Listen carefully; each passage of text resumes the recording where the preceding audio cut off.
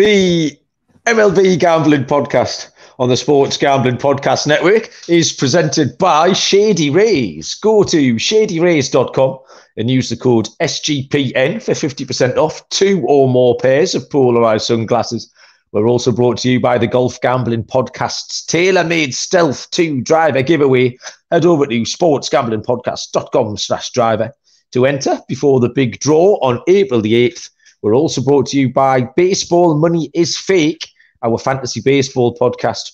Join Blake and Ryan 3 times a week and get all the player breakdowns and statistical data you'll ever need to dominate. Welcome, everybody, to the MLB Gambling Podcast on the Sports Gambling Podcast Network. My name is Malcolm Bamford, coming to you from Newcastle upon Tyne or London, wherever in the northeast of England. Today is Monday, the 3rd of January, and we are here to have a little reminisce over the weekend and a look ahead to, I think we've got 14 games tomorrow, Tuesday the 4th. So loads of MLB stuff, just starting to get into the rhythm of it. And our crew tonight is headed by Mr. Munaf Manji. Munaf, hello, mate. How are you doing? I'll start off by being nice. How are you? I missed you over the weekend, but you did say it's January 3rd. Did I? Yeah, I think you said January 3rd. Shit, I was so proud that I knew the actual, I knew the number that I got the month wrong. I understand. I mean, you're a multi-pod guy now. You're giving out, close to 800 to 1 winners. I get it. It gets confusing sometimes. But I'll mention the 800 to 1 near miss in a minute. But yeah, it was for 5 minutes of my life yesterday. I thought I'd cracked it. Also, joining us is number 77, Mr. Noah Bieniek. Noah, hi. Hello. Glad to be back. It was a great weekend of opening day weekend baseball. I'll be nice at the opening too, but I'm going to mention that was hilarious. If you're not watching on YouTube, tune in, subscribe, like the video, and see Malcolm just finicking with his backdrop as soon as we go live. I don't know. I panicked. Well, I did the Premier League show about an hour ago, so I've got my Premier League backdrop and my baseball back. So I just switched them over, but I'd switched them over with about 2 seconds left before we started. So as you can see, if you are on YouTube, I mean, how drippy do I look, by the way, boys? I managed to emancipate my hat and hoodie from the UK Customs and Excise people. So my $75 free gift card, Sean and Ryan, cost me £85. Thank you very much. Very generous. So well and truly out of pocket for that one. But on the plus side, I look $1 million. So you can't put a price on that, can you, Bugs? So yeah. Looks like the merch store threw up all over you. It absolutely does. I'm well and truly merched up. And just before we talk some baseball, yeah, for a brief moment yesterday, I nearly cashed an 800 to 1 winner at the Newcastle-Manchester United game. I had £8.77 on this bet because I dreamt it on Thursday night. So at that point, you've got to put the bet on. Newcastle to win 2-0, which they did, with 2 particular goal scorers. The first scorer hit the back of the net, and the second lad had so many chances. It was unbelievable. So yeah, for a brief moment, I thought I'd won £7,500 on the back of a stupid dream. But long story short, I'm sitting here skint, as I always am. Which only means we'll have to pick some MLB winners. We've already got a position play and pitching alert today. First one of the season, I think. They changed the rules a little bit. Does it have to be a 10-run lead or something? Now, Noah, you must know this. I don't. I think they changed the rules because there was too much of that shit going on last year, position players pitching. Oh, well, yeah, you do, but there was a lot of it. Anyway, the Mets, who else, have already trotted out. Luis Guillorme was pitching the 8th tonight as they were 10-0 down against the Milwaukee Brewers. So there's already been some Monday shenanigans. There was, just generally position player that pitched. I can't think of it off the top of my head. I think it was from the Nationals, wasn't it? Oh, really? Already this year? Yeah, I must have missed that. Not the first. I've been out and full of beer since Saturday, so quite a few things have bypassed me. Trying to get in the rhythm then of this season, Munaf. How's the first weekend gone? How are you feeling? Have you been handicapping stuff well? How are you seeing it?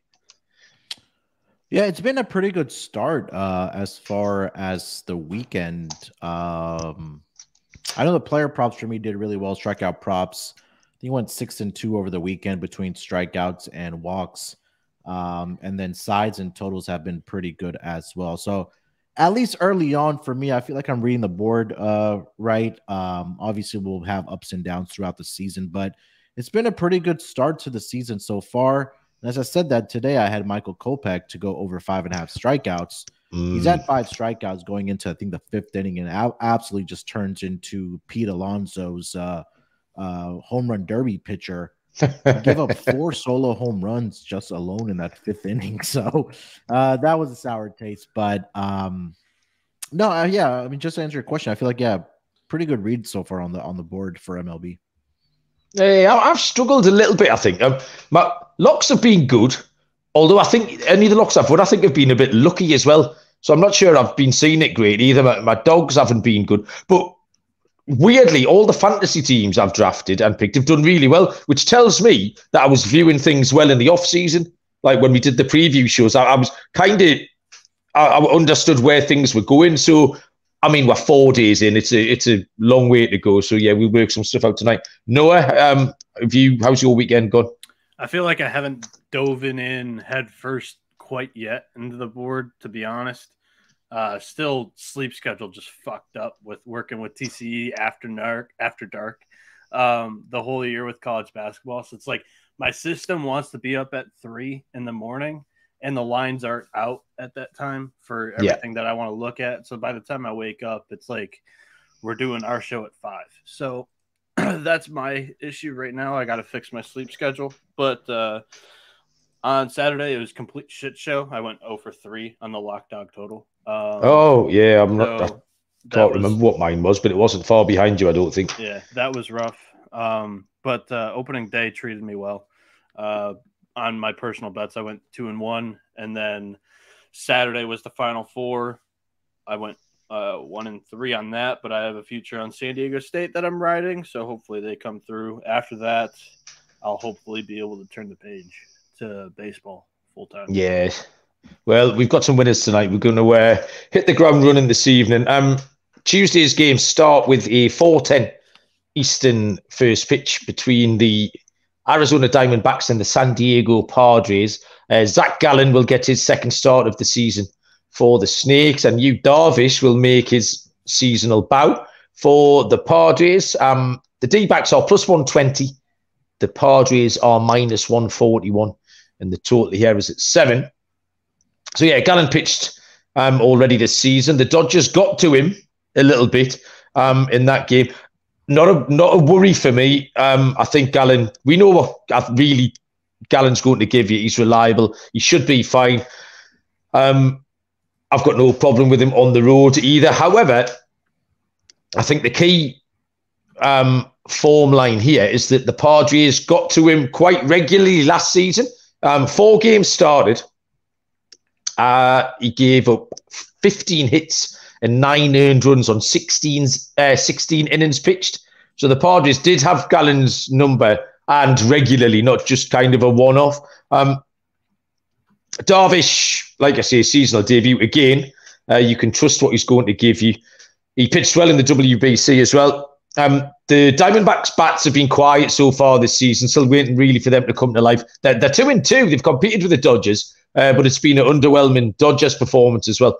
I think I'm using that, the Padres, how they got to Gallen last season as my handicap here. And I'm going to take the Padres on the first 5 innings, which are the line there is minus 136. I think Darvish can be trusted. I think he'll get to Gallen for 1 or 2 runs. So 1 or 2, nothing to the Padres through 5 innings for me. That's my pick. Munaf? Yeah, Yu Darvish last season against the Diamondbacks, 5 appearances. He was actually 4-0 with a 1.97 ERA. He finished up with 31 strikeouts against the Diamondbacks last season. So I think that, yeah, you're right. I think that success continues if you want to lay the run line in the first 5 innings, or if you want to take the full game. Because Diamondbacks, I don't think had very much success scoring runs against you, Darvish. So if you want to take first 5 run line, or if you want to take the full game run line, I'm quickly trying to go through the game log here, because in the 4 wins, the Padres won every one of those games by at a minimum of 2+ runs. So I would not be opposed to first 5 run line or the full game run line. Noah, D-backs at San Diego.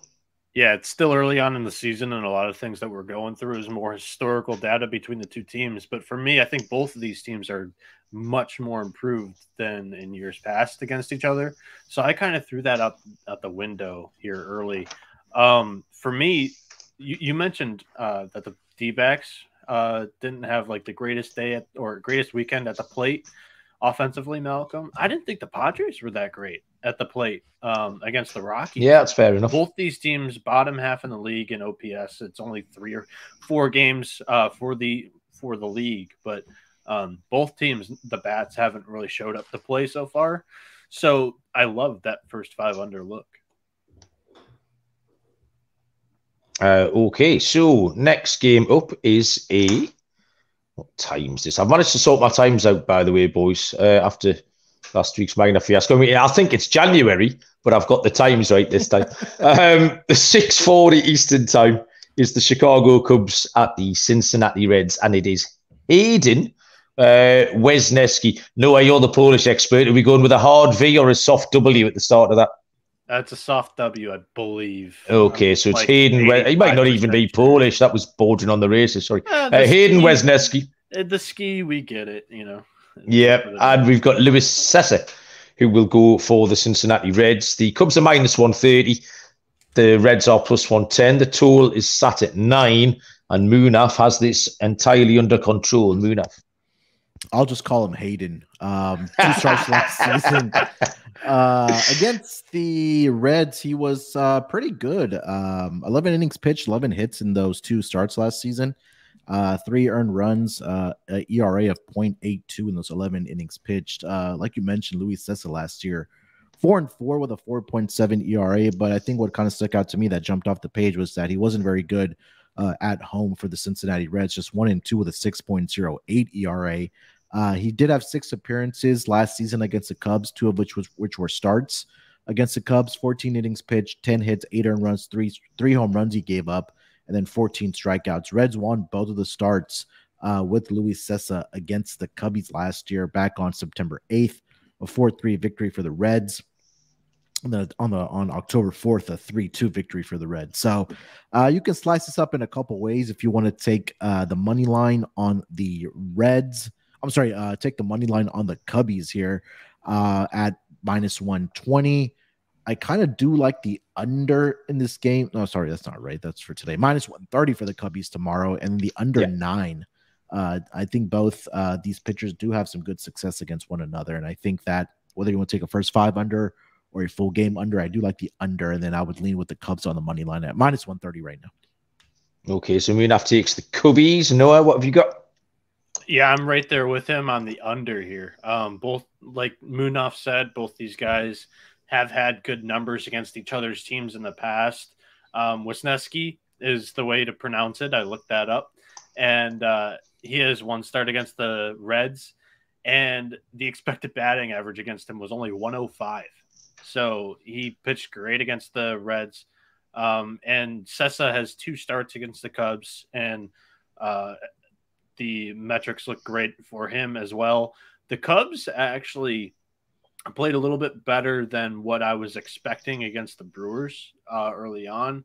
I know I maybe been a little bit higher on the Brewers than others, but a lot of these guys, when they were making contact, it was hard contact. Like a lot of them are averaging in the upper 90s in exit velocity. And the Reds, they won the series against the Pirates. They looked okay, but I can't trust that competition. I like the Cubs. I would favor the Cubs here, and the under 9 is my favorite look in the game. Yeah, team right here. I had the Cubs written down. A couple of reasons. High hopes to Wesneski. I think he's going to have a good season. And really, Munaf picking the Cubs a couple of times early in the season kind of turned me on to them. I started looking at them a little bit closer. Yeah, I think they're probably a little bit better than I gave them a little bit of credit for. So I'm happy to either ride with the Cubs or at least jinx Munaf one way or the other. And we're saying that, and we had a couple of guys locking the Cubs over. I was one of them. Yeah. I wasn't the only one.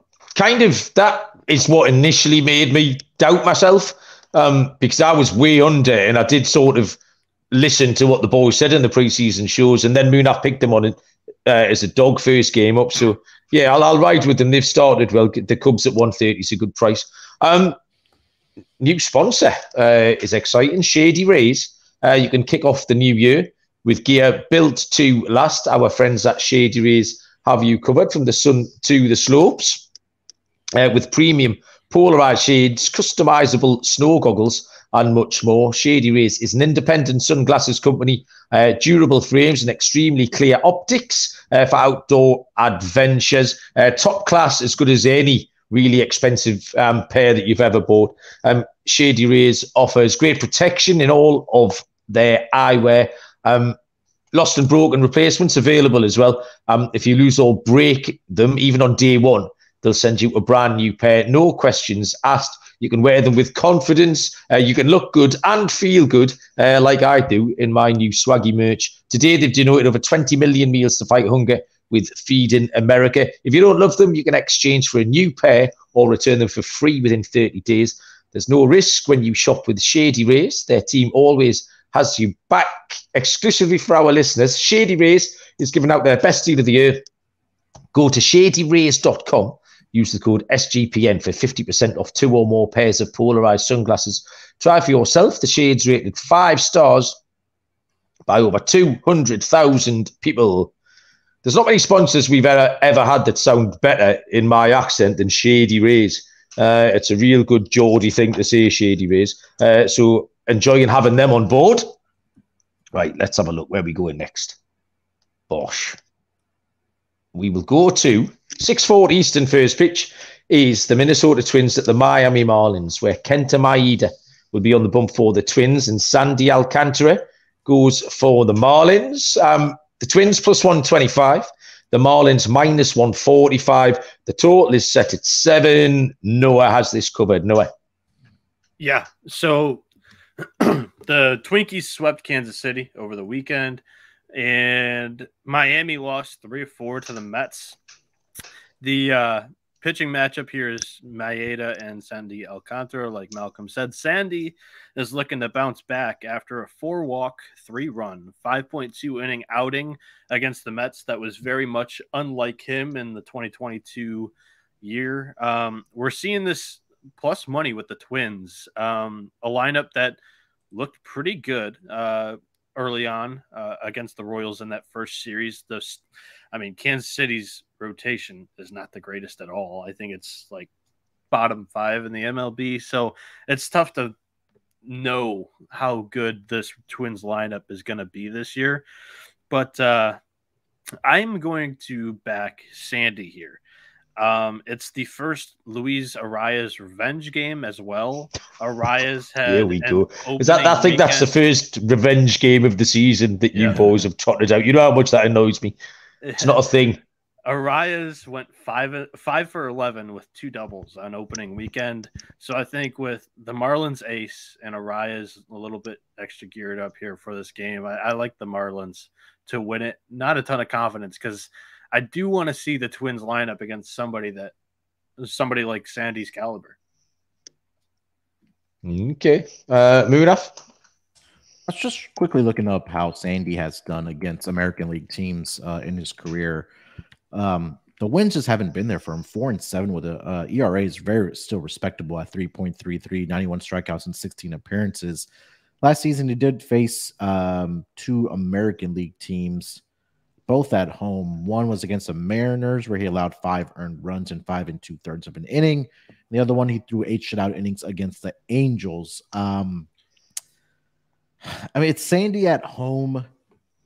I can't bet against him. I think the one play that has really been profitable for Sandy at home is taking the opposing team's first 5 under.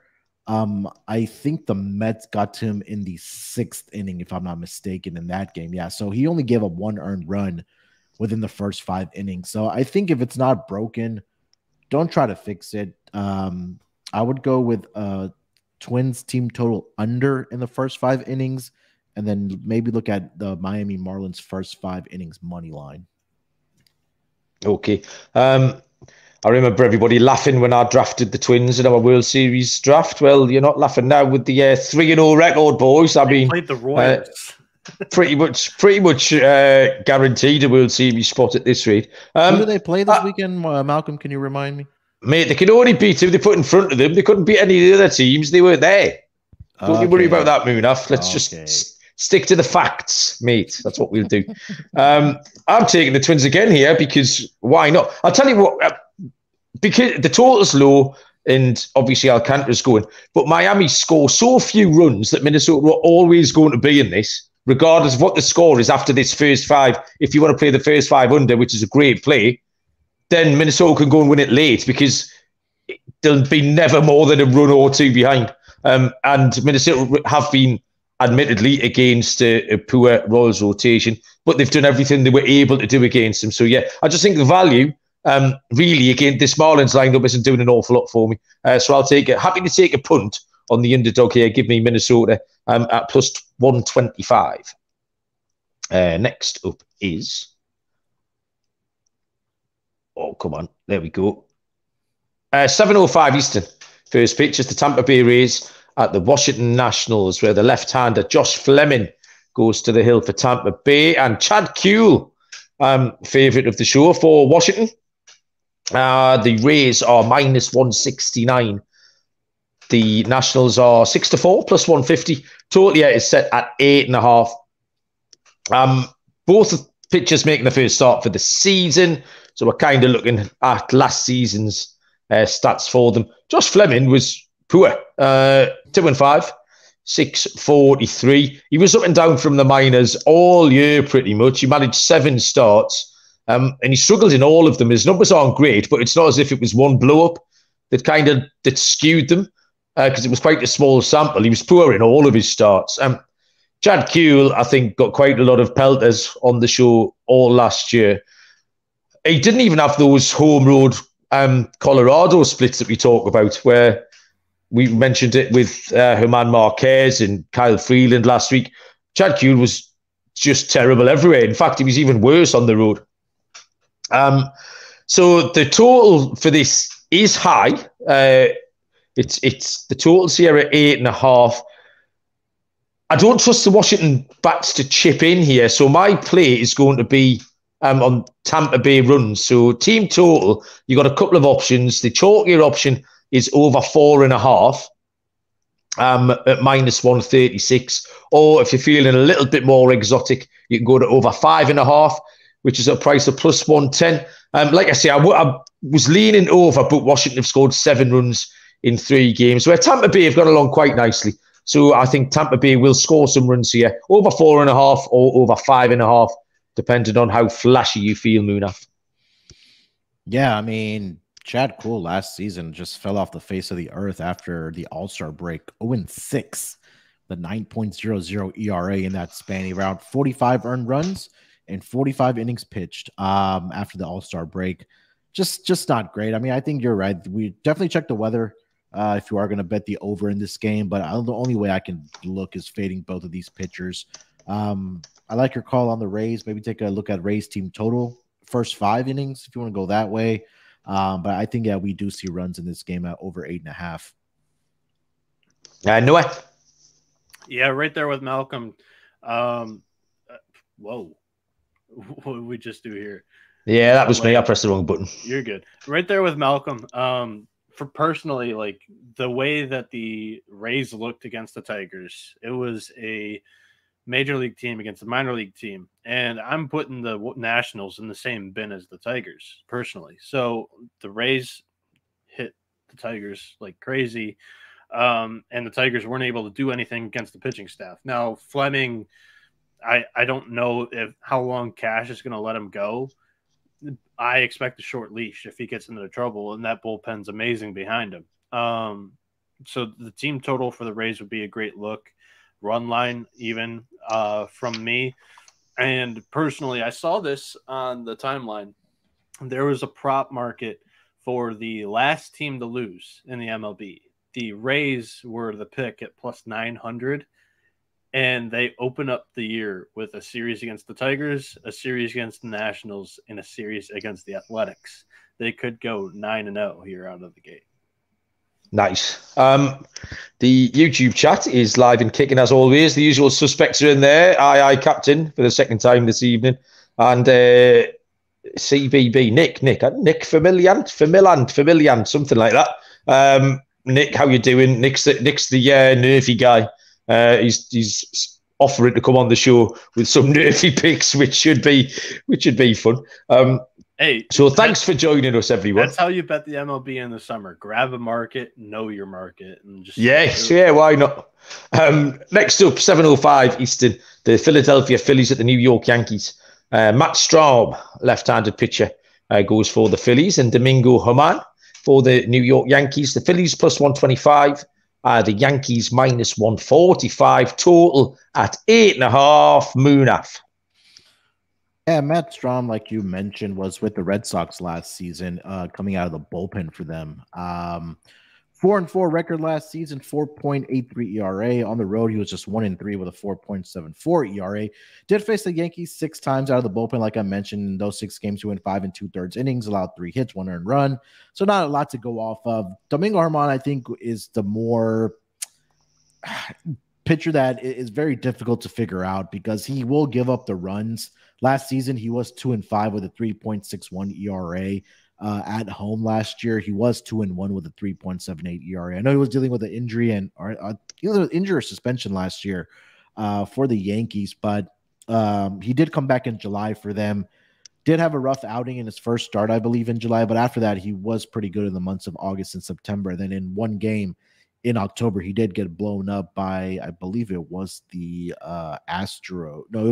Texas Rangers in that game. But I think he is prone to giving up some runs.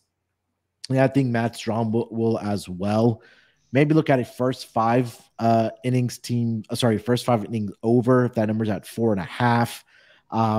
We saw the Yankees bats were able to get some big home runs from, Stanton and Judge.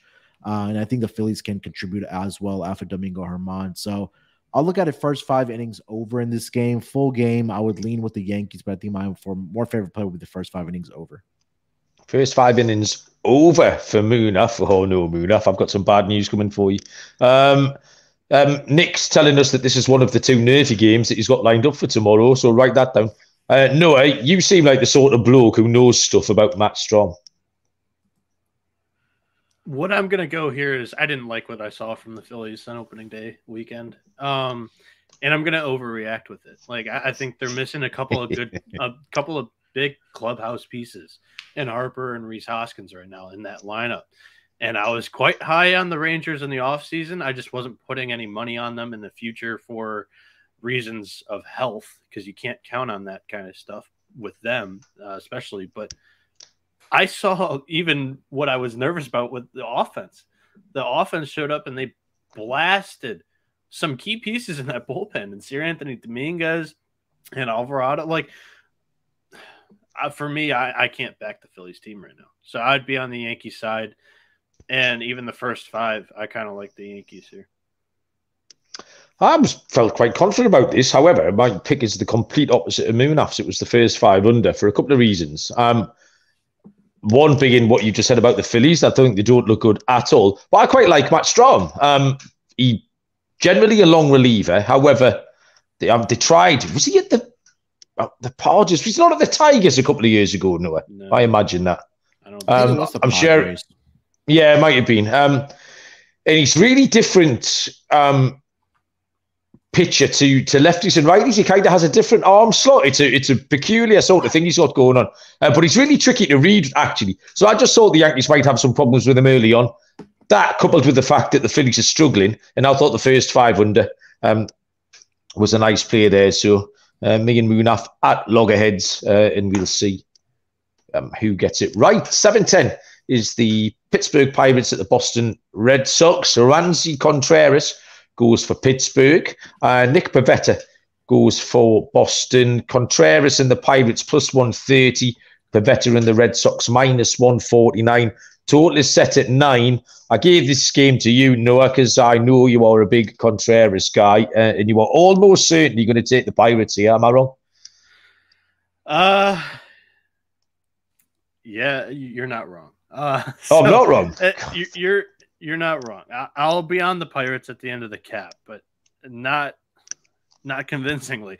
The Bo Sox competed and won just an absolute lightning fest in a 3-game series against Baltimore. But I say pump the brakes on our reactions from that series personally, because I think the Orioles offense is pretty good. They averaged 7.6 runs in that series. Personally, I think the Orioles pitching staff is the worst in the MLB starting rotation in specific. So I'm not drawing any reactions from that series. I kind of saw what I thought I'd see from the Red Sox lineup there, and the Pirates opening day series was not anything out of the ordinary, in my opinion, from what I've seen in Pirates baseball and what I kind of expected. I think we're seeing some value on Pittsburgh, though, knowing Boston's offense faced a brutal Orioles staff, and I'm high on Rosie Contreras, who's pitching for the Buccos. As for Boston, Nick Pivetta is on the bump. He had a 6.11 ERA this spring with a 17.2 innings pitched. He did have 21 strikeouts, though, and that's where I'm going to go again. I like to fade the Pirates with the whole strikeout thing. We hit with Hunter Green on opening day. It's not going to be a bad look here. The Pirates had a 27% K percentage versus Cincinnati in the opening weekend. Pivetta had had a strikeout over a strikeout per inning in spring training, I tried to say, but butchered. So that's going to be my favorite look here. I'd say if it's 6 or less, pull the trigger on Pivetta's Ks. And Pittsburgh money line plus 135 on DK is not a bad look for his side. Okay. Munaf mega fan Cameron Kerr's joined us in the chat, Munaf. So could you give us a toss of your beautiful hair and then handicap this Pittsburgh-Boston game for us? With Pivetta, man, I mean, if you kind of just go through his splits from last year, there was months where he looked, I don't want to say Cy Young worthy, but he looked like a frontline pitcher for this Red Sox team. But then there was other times, like in the month of April last year, where he was 0-3 with an 8.27 ERA, where he looked like a number 5 pitcher for this Red Sox organization. So I think last season there was more months where in appearances where he looked more like a number 5 guy versus a frontline pitcher. He did have a good outing against the Pirates last year where he did go 7 innings, only allowed 1 hit in that span. But I think you just got to continue riding the over for this Red Sox games until either the market adjusts or we see some pitching showing up for the Red Sox. I mean, we saw it this weekend with the Orioles. I know they're have a bad pitching rotation like Noah mentioned, but the Red Sox pitching rotation is not that much better. Contreras did face his Red Sox team last year in a game in Fenway Park, and I believe he did struggle in that game as well against the Red Sox. So I think that number is 9 right now for the total. I'm going to go over, man, until I see some improvement from pitching for both of these teams, especially the Red Sox. I can't get away from the total. So last year, just for context, Contreras against the Red Sox, 6 innings pitched, 4 earned runs, 4 walks, and 3 strikeouts. I know that was in Pittsburgh, I believe, but now going into Fenway Park, I just see more runs being scored until the books adjust and until we see some pitching. So over 9 for me. For what it's worth, the Pirates lineup's kind of been playing hero ball throughout the weekend. O'Neal Cruz had a big game that resulted in it was 3 RBI, and then Brian Reynolds had the only source of offense in the other game. So it's like they're kind of struggling to put big innings together from what I'm seeing. So maybe a Red Sox team total. I'm not particularly high in the Pirates offense, Malcolm. Ji-Hwan Bae ran really, really, really fast though, so I quite enjoyed watching that. Captain Sado is telling us that the Red Sox in the overs might just be a system play this year. I said last week that first time through the rotation, you just got to pick your guys. If your guy's going, you got to pick him. Contreras is one of my guys, so I'm going to take Contreras. Pittsburgh on the money line. I'll pivot off him when something terrible happens. But give me the Pirates at plus 130. Next game on the schedule is 7:40 Eastern first pitch. back to the top of the page. I remembered it's the New York Mets who are at the Milwaukee Brewers with Max Scherzer going for the Mets. Wade Miley, left-handed pitcher for the Brewers. Mets minus 161. Miley and the Brewers are plus 140. Totals at 8. Munaf, tell us about it. Yeah, Max Scherzer in his first start, which was against the Marlins. I guess he was okay. Not Max Scherzer standards that we're used to seeing. He did win the game, though, but he did have a finish with an ERA of 4.50. Get allowed 3 earned runs in 6 innings against the Marlins. But like I mentioned, the Mets did get the victory there, 5-3, with 6 strikeouts for Scherzer. Against the Brewers in his entire career, he's 3-3 with a 2.14 ERA, 86 strikeouts in 11 appearances. And since the 2021 season against the Brewers, he has a 1-1 record with a 1.50 ERA, 19 strikeouts. And in those 2 games, he had 10 strikeouts and 9 strikeouts against the Brewers.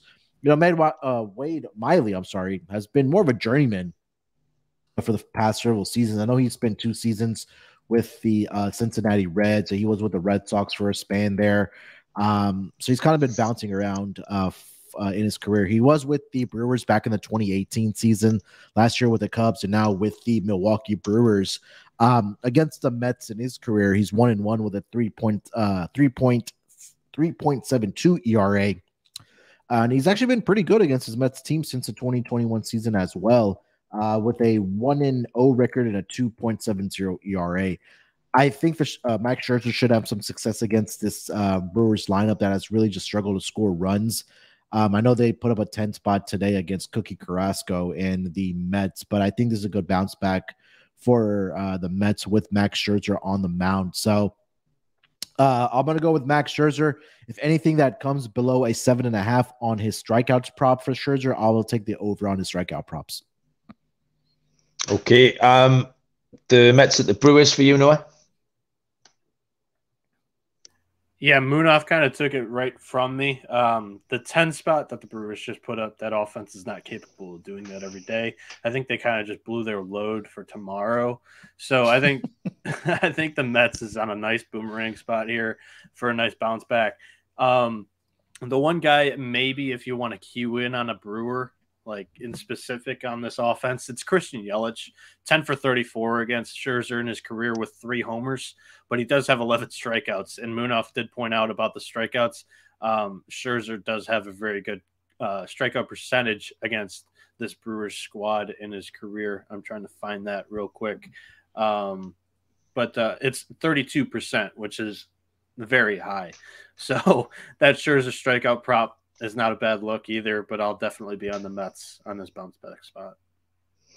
I took the under 8 here. Obviously, Scherzer is part of the reason, and I don't think the Mets bats have really clicked yet. They scuffled along past the Marlins. They were getting blanked last I checked against the Brewers tonight. So, and I don't mind Miley, so I thought under 8 looked like a reasonable total for that one. Talking about blowing your load, as Noah's just done, sword vitality here to help. Self-care is cool. Self-care is manly. Be proud of taking care of yourself. 40% of men are affected by impotence at age 40. Nearly 70% of men are affected at age 70. So stop buying dodgy gas station pills or hiding little blue tablets in your sock drawer if you manscape, but why you're not taking care of the plumbing. Sword Vitality helps increase your blood flow in ways that help you thrive as a man. It's time to become a Sword Vitality man if you want experience and erections in the morning. Talking about Sword Vitality should be as comfortable as anything else men talk to you about to their partners. 3 main benefits. 1, increase blood flow in ways that help you thrive as a man in the bedroom. 2, Sword Vitality can help increase your stamina. 3, you don't have to hide it. You can be proud of it. Unsheath your sword. Noah, I am not going to say SFX. We'll do the sound effect ourselves. Swing. Visit swordvitality.com. Use the promo code SGPN for a nice discount at the checkout. That's swordvitality.com. Promo code SGPN. The Golf Gambling Podcast are giving away a tailor-made driver as well. That's fancy. Completely free to enter. The draw will take place on Sunday, April the 8th. So make sure you get in by going to sportsgamblingpodcast.com/driver, sportsgamblingpodcast.com/driver. Next up is a 7:40 Eastern first pitch between the Toronto Blue Jays and the Kansas City Royals. Yusei Kikuchi goes for the Blue Jays. Chris Bubich goes for the Royals. Two lefties on the mound. -161 for the Blue Jays, +140 for the Royals. Total set at 9.5. Man, you're taking your life in your hands trying to handicap this game, or certainly trust either of the pitchers. First time out for both of them this year. Kikuchi, 5.19 ERA last year. Bubich was even worse, 3.13 record, 5.58. Kikuchi was worse on the road than he was at home, where he was terrible. He was terrible in April last year. And his ERA against the Kansas City Royals, boys, nearest the pin. Shout me a number. For who? I can Kikuchi against the Royals. Expected batting average of 284. Are you talking about his career? Or just last year's ERA. I'm going to go like near 9. 40.5. Oh, beautiful. That's the answer. He only pitched 0.2 innings, but they smashed him around a bit. The problem is, however, Bubich is just as bad and was worse at home as well. The total's high, expected, but I just think you have to go over. Casey will have to help. They haven't put bat to ball yet this season, so they'll have to join in. We need a little bit of help from the Royals, but Dr. Kikuchi should be able to sort that out for them. I'll take the over 9.5, Munaf. I know Kikuchi had a good spring training, but I want to see it at the major league level. When you say Kikuchi and Bubich, give me the over with you. I'm not going to expand any more on it. Okay, Noah? Yeah, my lean initially would be over, but I'm not putting any money behind it. I like this Royals lineup. They've faced the Twins, who I don't know how good their pitching staff is yet either. Like, the Twins has a huge question mark for me personally. I know Malcolm's high on them. I want to see their lineup against Sandy, and I like to see their pitching staff against a better team than the Royals. I was high on the Royals lineup initially, but they're young. Currently, throughout the first 3 games of the season, their batting average is 133 as a team. They have a 494 OPS, which is good for 29th in the league and the 30th worst batting average. So the offense, like Malcolm said, has not shown up, and I am not putting any money on the over, although with these two pitchers, that would or should be the play. Okay. Maybe just a Blue Jays team total over. Sorry about that. That's all right. You crack on. 7:45 Eastern first pitch, where two lefties will go to the mound here. Dylan Dodd for the Atlanta Braves and Steven Matz for the St. Louis Cardinals. We have lines of, where are the lines? +115 for Dodd and the Braves, -135 for Matz and the Cards. Total here set at 8.5. Noah, back to you. Dylan Dodd, you're a rookie guy. What are we expecting? Shout out our guy TV DBJ from TCE, our live chat. He's in there every night, so nice to see him join in the MLB pod. But yeah, I like Dylan Dodd in college. He was with Southeast Missouri State. He's a nice prospect. He's making his MLB debut here, though it's against the Cardinals. When he's going good, he's missing bats. He had a 2 ERA in 18 spring training innings this offseason. He averages a strikeout per inning, but when he's gotten hit in the minors, he gets hit hard. Many people with more access than I have said that Jared Schuster, who is another rookie for the Braves that just made his debut against the Nationals, was going to be better than Dodd, but Schuster did not look great against Washington. So take that for what you will. Steven Matz, though, is starting for the Cardinals. And last year, Braves slaughtered left-handed pitching. I feel pretty good about this over 8.5 on DK. It's -105. So I like that. Okay. Munaf, Dodd against Matz.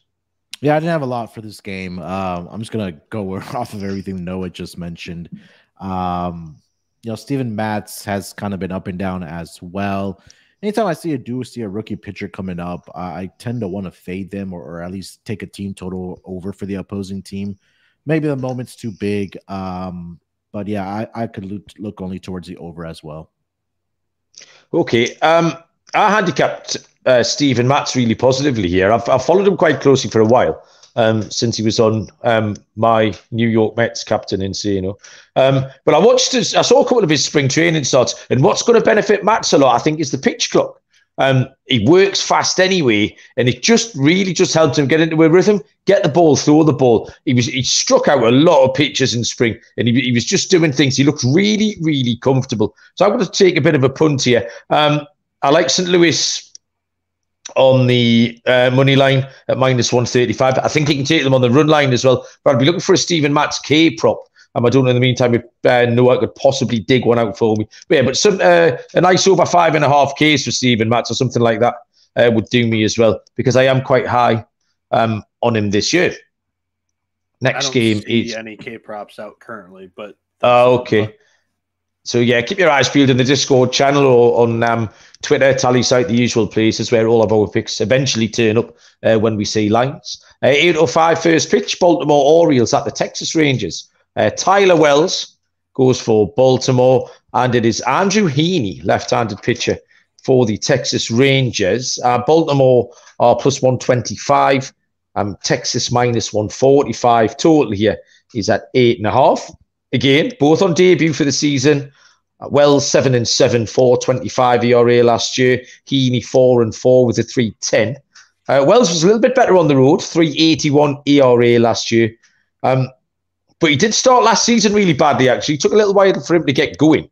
In 4 games he played last April, hit a 5.54 ERA. So if he's a little bit rusty again tomorrow, he could be vulnerable.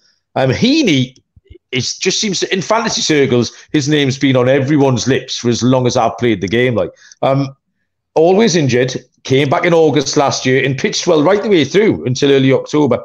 Short starts, he reached 6 innings once, he reached 5 innings twice. He was going 3.2, 4.1. How stretched out he'll be, I don't know. He does get a lot of strikeouts, so it could be worth taking another strikeout prop on Heaney. But again, we're dependent on how long he goes into the game. I like Texas first 5 here. I think Heaney's going to pitch well. If you do get a short start out of him, it'd be long enough to get him to get the win early on. I think Wells is vulnerable. So yeah, Texas first 5, -136. Texas first 5 run line is +175. And I don't mind that either, because I do think Texas have scored a lot of runs this weekend. So why not put a little bit on Baltimore? Noah's already given you the pitfalls of the Baltimore pitching staff. So I think Texas can get to them tomorrow. Munaf? Yeah, it almost seems like that or last season or over the past couple of years, that anytime I should have had the numbers on this side. Anytime Andrew Heaney kind of gets to the 3rd time through the lineup, I think that's where he's kind of getting into trouble. But I want to see Andrew Heaney, and I know last season with the Dodgers he was pretty good. I really do like your look on the strikeout props for him tomorrow. It just depends on how long his leash is tomorrow for the Rangers. Tyler Wells last year on the road, 5-5 with a 3.81 ERA, was better on the road versus at home, where he did have a 4.79 ERA for the Orioles. I don't think he has faced the Rangers in his career. Let me just double check that. Actually, he did it back in 2021, but that was only out of the bullpen. Rangers bats look good in their first series. I think you got to continue backing them. Rangers first 5 team total over, or I agree with you, Rangers first 5 money line or even the run line. Okay, Munaf agrees with me. Hold on to your hats, boys. Noah, what have you got? So I'm kind of going to go the other way, and I want to play a game with Malcolm that he played earlier on this show. Malcolm, can you guess what Andrew Heaney's ERA in his last 2 appearances against the Orioles is? 27. Yeah, it's 17.6. Oh, not bad. Half a point. Yeah, it's not great. And Cedric Mullins, Ramon Urias, and Austin Hayes and Ryan Mountcastle all have home runs against him in those 2 games.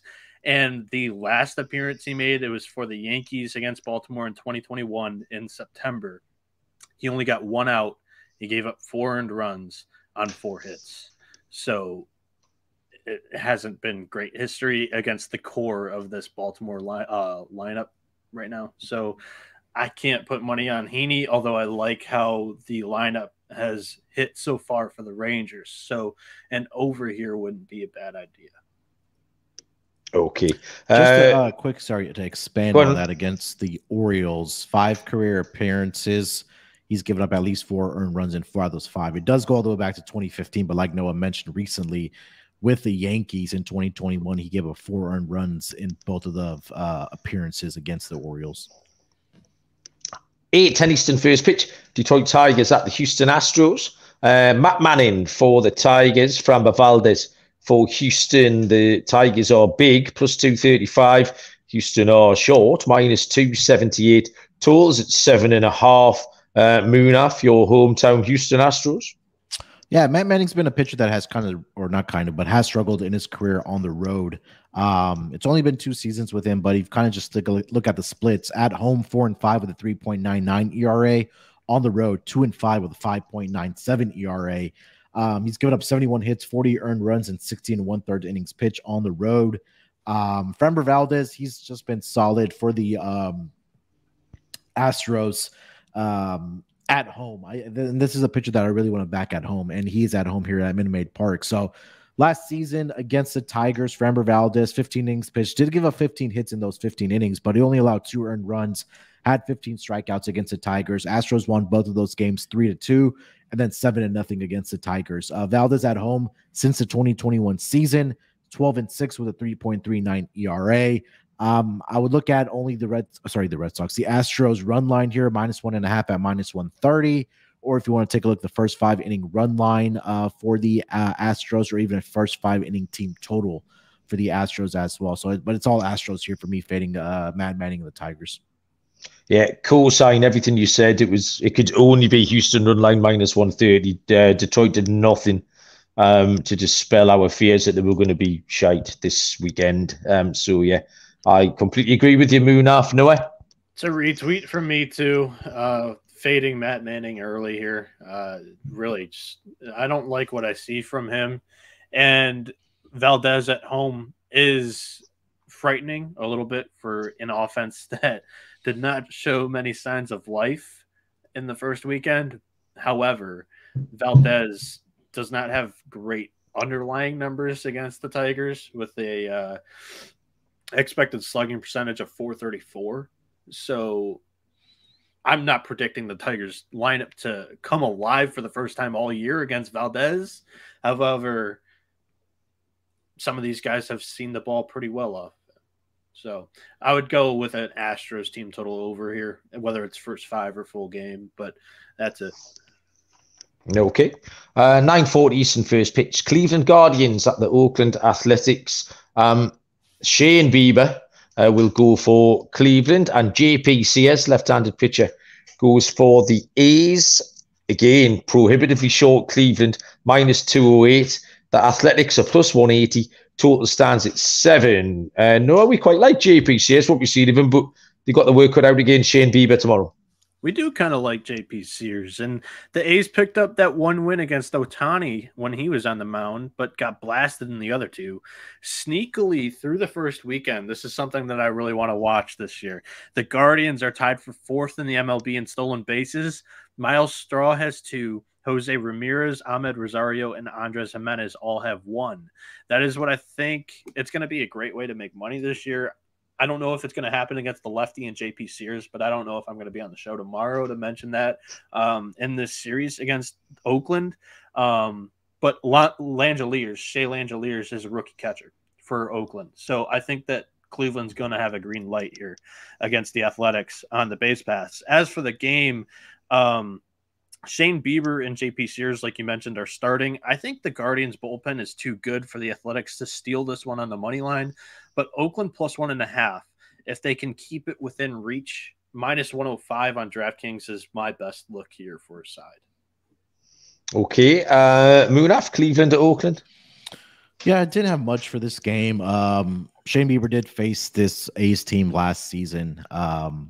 Actually, in April, he went 7 innings, gave up 7 hits, only 1 earned run, did have 7 strikeouts in that game. But I believe the Guardians ended up winning that game 3-1. So I'm maybe expecting a low-scoring game here between these two teams and these two pitchers. Maybe look at a Oakland A's team total under or a full game under. Agree about what Noah said about the stolen bases market for the Cleveland Guardians. But as far as the game, A's team total under or full game under for me.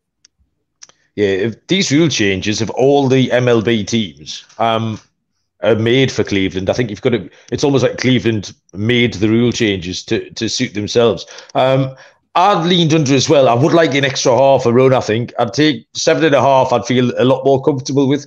But yeah, I can see Cleveland eking out a kind of bits and bobs 3-1 here with a couple of steals and a couple of scrappy runs. But yeah, it's not my strongest play in the card at all. It'll probably be my weakest actually. But yeah, under 7.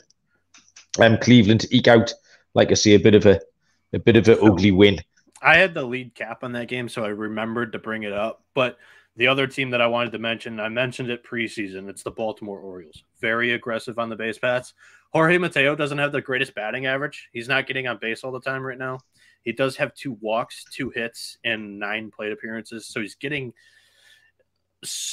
on base enough. He's got 4 stolen bases in 2 games that he's started. Cedric Mullins also has 3 bags in the 3 games, and up and down the order, they've got speed. Hayes, Frazier, and Ryan McKenna all have stolen bags on the year so far. Great team to look at for the stolen base market. I'll touch on it more throughout the year, but those are the 2 teams early on that I can trust on the base paths. Swiping bags are here early. So. Okay, 2 games to go. 9:40 Eastern Time. The LA Angels at the Seattle Mariners. Jose Suarez, lefty for the Angels. Luis Castillo for the Mariners. Plus 140 for the Halos. Castillo and the Mariners are minus 161. Total is at 7.5. Noah, back to you. So Seattle looked impressive against Cleveland. And LA may have woken up on the weekend against the Athletics. Our probable pitching matchup, like you mentioned, is Jose Suarez and Luis Castillo. Both pitchers have faced each other's teams a few times in their careers, and their numbers are not great. The current Mariners roster has a .315 expected batting average, .401 xWOBA, and .554 expected slugging percentage against Suarez, and Castillo isn't much better than Suarez. And he's stated in the past that he doesn't really like pitching in cold, chilly weather. I know firsthand, I've played with a lot of Hispanics in college, and they personally do not like the chilly weather because they don't play in that growing up at all. So the current Angels roster is batting, or it has an expected batting average. So what we can predict in the game, a .275 with a .414 xWOBA and a .614 expected slugging percentage. My favorite play here is the over 7.5. It's minus 105 on DraftKings. And take a look at Mike Trout props. He raked at Seattle last year, and he's 2 for 3 with a home run against Castillo in his career. There was a series last year. It was a 5-game series where he had, I think it was 6 home runs in that series. It was just absolutely insane. He loves hitting. What do they call it now? It's not Safeco anymore, is it? T-Mobile Park, I think. T-Mobile, yep. My pick here was first 5 under because I like Suarez. He was great last year. And obviously you can trust Castillo, but you pretty much talked me out of that, Noah. So I might just take a live about turn here. So yeah, I've got first 5 under written down just because I trust them both. And like I say, the Angels bats didn't. They were okay at the weekend, but yeah, I just fancied both pitchers could keep this tight early on. But like I say, you've kind of turned me off that, so I'll pump the brakes a little bit. Munaf, what did you have? I really didn't have much for this game. I was just going to go off of what you guys said, but yeah, I would guess I would lean towards the over, but yeah, nothing official for me. But I do agree about what Noah said, that Mike Trout just has a lot of success at T-Mobile Park / formerly known as Safeco Park. So definitely look at some Mike Trout props. Okay, the final game On the card is a 10:10 Eastern first pitch. The Colorado Rockies travel to the LA Dodgers. Herman Marquez gets the start for the Rockies. It is Julio Urias for the LA Dodgers. The Rockies are plus 215. Urias and the Dodgers minus 256. Total at 7.5. Munaf, is it a big dog to finish? Man, Herman Marquez needs to go to another team because this guy has just been so good on the road as a pitcher for the Rockies. And we know the numbers at home at Coors Field for him. He's had actually success against his Dodgers team in his career, especially in LA. He has a 3-2 record with a 2.49 ERA against them in LA. Last season, 1-1 with a 3.75 ERA against the Dodgers, 15 strikeouts. Now, in all 8 appearances against the Dodgers in LA, I believe the last 7 appearances, so 7 of the last 8 have seen a total combined runs of 7 or less. Again, I backed Marquez last week against the Padres. I think he got the job done there against the Padres. He did really well in that debut. 6 innings, 2 earned runs only allowed. Julio Urias, I did pick him to win Cy Young for this upcoming year. He got off to a pretty decent start against the Diamondbacks. He went 6 innings, only allowed 2 earned runs in that game. He has struggled against the Rockies for whatever reason. I'm just trying to pull up his numbers here against the Rockies. He is 1-0, but he has a 3.99 ERA against the Rockies and 34 strikeouts in 7 appearances at home. He has struggled in Coors Field, but this is in Dodger Stadium. I'm going to back the total here, the under at 7.5. I think we'd see a gem of a outing from both of these pitchers. I am going to sprinkle a little bit on that plus 205 and also on the plus 1.5. I think there's some great value on that run line for the Rockies in this game. So under for me, plus 205, sprinkle a little bit on that, and then on the plus 1.5 at even money for the Rockies. Yeah, Moon. I did think that you would take the Rockies there, plus 215. I've got the Rockies down here on the money line. Again, it's a small number. You're talking it down even lower, which is great for me. But I think the Rockies are live, and at that price, we saw the Dodgers at the weekend. They weren't stellar, relatively low scoring, 1-2, lost 2. I just think you have to take, if the 2 options, you have to take Colorado at plus 215. The Dodgers might win, but Colorado will still be the correct pick. So yeah, Colorado plus 215 for me, Noah. Yeah, so I'm going to retweet everything you guys said about the matchup, and I'm just going to go right into a trivia question. There's a tie for the home run leader currently in the MLB. Do you know who the 2 players are? Well, we do, because Captain Insano posted it in the chat about 30 seconds ago, Noah. Oh, you mother... Yeah. Okay. I could have pretended to be really clever then and say, is it CJ Crone and... is it Team GB's Trace Thompson, by the way? Is that who we're talking about? God. Trace Thompson, yeah. Sorry, Munaf. Team GB's Trace Thompson is his full name. Lord. All right. Well, Insano ruined that moment. But, they both had 3 home runs on the year.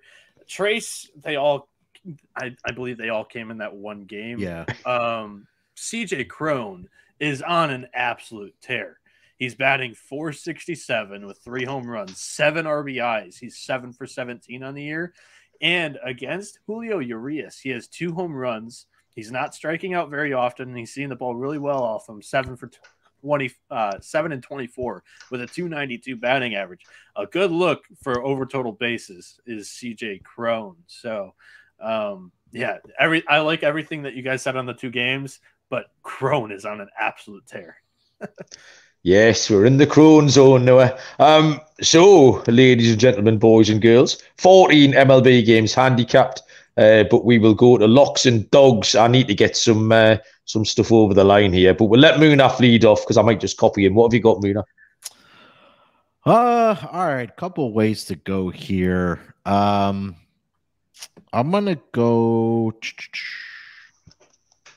I'm kind of looking too. I think I really do like the under in the game that we just talked about as my lock between the Rockies and the Dodgers. Marquez and Urias under 7.5 as my lock.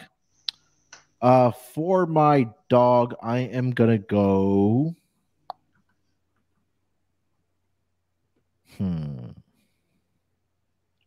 this one's tricky. There's not a lot of dogs that I do. Do you boys not prepare this stuff before we come on air? No, or am I the only person who's... You're the only one that's always prepared. I'll say that. I mean, I'm always wrong, but at least I know I'm going to be wrong an hour in advance. Man. This is great audio, this, Munaf. Come on. This really is. You know what? Give me the Orioles on the money line, plus 115. I think Noah sold me on Andrew Haney's lack of success against the Orioles. I think it's a good price for them. I think they can get to Andrew Haney early and often. I don't see a first five innings money line for them. I would probably pivot to that, but just for show purposes, give me the Baltimore Orioles plus 115 on the money line. I can see a plus 125 here, Munaf. So there's probably a few more points in that if you shop around. Noah, what have you got? Yes, I'm going to mention my dog right here, right now, because I didn't like many of them on this slate today. I'm going to go with the bounce back for the New York Mets against the Milwaukee Brewers. The Brewers scored 10 today. They beat them 10-0. I think the offense for the Mets show up, and the Brewers offense is not going to put up 10 again. I like the Mets minus 1.5 plus 115. And for my lock, I'm going to go with Seattle and the Los Angeles Angels over 7.5 minus 105. I kind of mentioned it in my handicap just 2 games ago, so I won't repeat it all. But if you look under the hood at some of these StatCast predicted numbers, it's not great for either Suarez or Castillo. So I like that over for that game. Okay, I was really, really tempted to give out the Rockies as my dog, but I'm going to keep it a little bit less extravagant. I'll put out the World Series winning Minnesota Twins as my dog, plus 125 at the Marlins behind Kenta Maeda. And my lock is going to be that Tampa Bay Rays team total over 4.5 against Washington and Chad Kuhl. They can easily get to 5. I mean, the plus 5.5 is plus 110, but I'll lock up the plus 4.5 at a price of minus 136. And that is a show in the books. Munaf, Noah, do you have anything else to tell the people before they can go? Just the usual. Subscribe if you haven't already to the YouTube channel. Leave us a rating and review. Yeah, that's it, man. That's all I have. Absolutely, Noah. Thank you. Listening it live. So the game tonight, San Diego State and UConn. Look to see if your book has the market for most outstanding player. It's basically the NCAA tournament's MVP, and it usually goes to the winning team. If San Diego State is able to pull off the upset, they're, I think, like a plus 325 dog. Currently, they don't really have a star player. Their star player is Matt Bradley, who hasn't played well this tournament. The guy who did game-winning shot, Lamont Butler, you can find him at either plus 900, plus 1,200 we've seen on the market currently. Kramer tweeted it out earlier, and I'm kind of taking this off of him. He's had a great tournament, not just that game-winning shot. So look into that. Have some fun tonight. Yeah, I've got I had a little winner tonight on the Premier League, Noah, so I've got a few funds burning a hole in my pocket, so I might just invest that.